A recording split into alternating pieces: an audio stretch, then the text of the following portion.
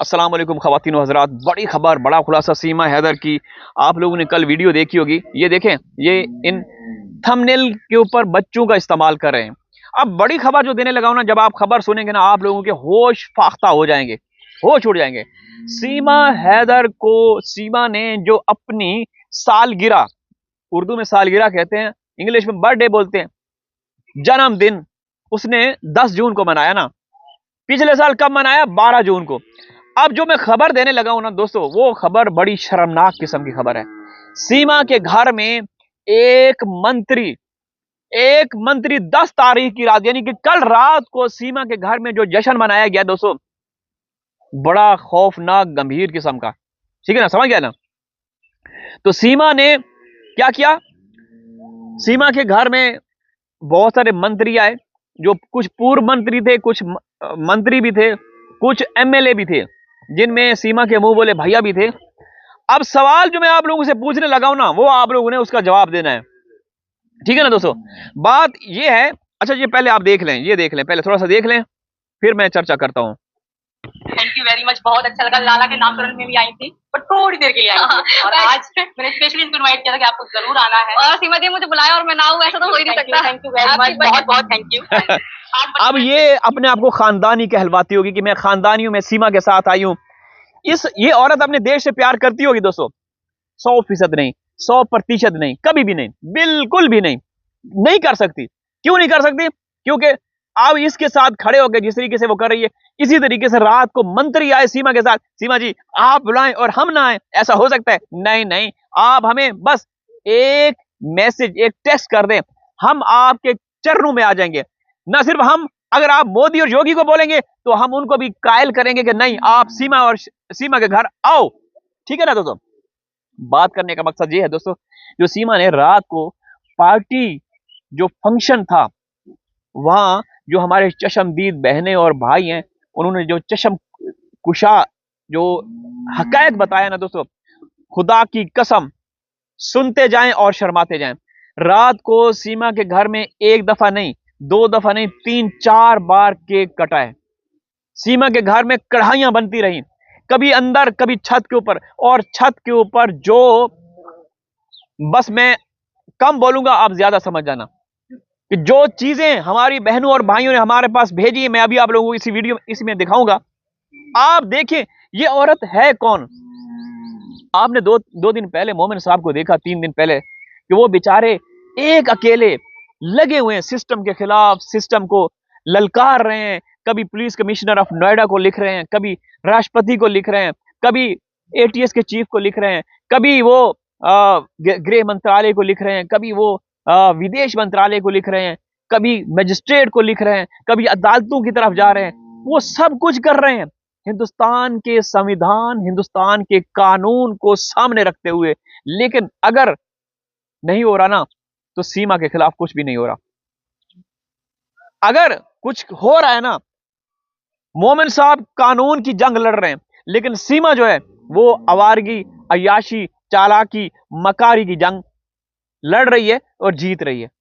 पूरा सिस्टम इसने खरीदा हुआ है, मोदी और योगी को इसने खरीदा हुआ है। यकीन करें कि हिंदुस्तान के लोग जो हमारे साथ जुड़े हुए हैं ना, पढ़े लिखे लोग, लीगल एक्सपर्ट, वकील, जिसमें हाई कोर्ट के वकील भी हैं, सुप्रीम कोर्ट के वकील भी हैं, वो मानने पे मजबूर हो गए कि एक पाकिस्तानी औरत ने मोदी और योगी को नकेल डाल के रख दी है।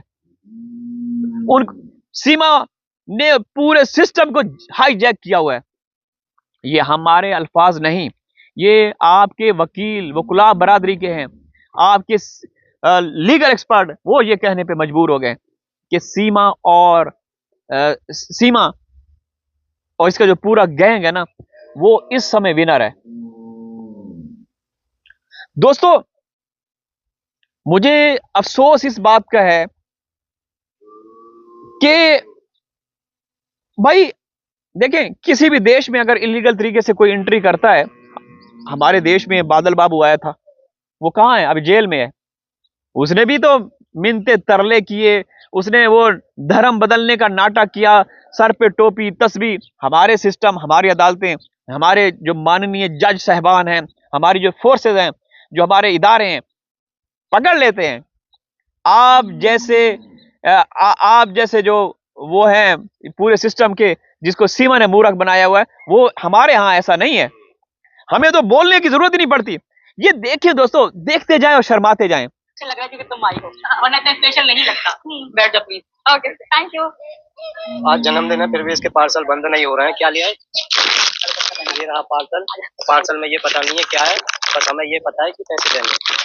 तो मेरे भाइयों, हमने डीजे करा था बुक, तो हमारा डीजे भी आ चुका है। ये रहा डीजे। ये डीजे नहीं, ये थप्पड़ है।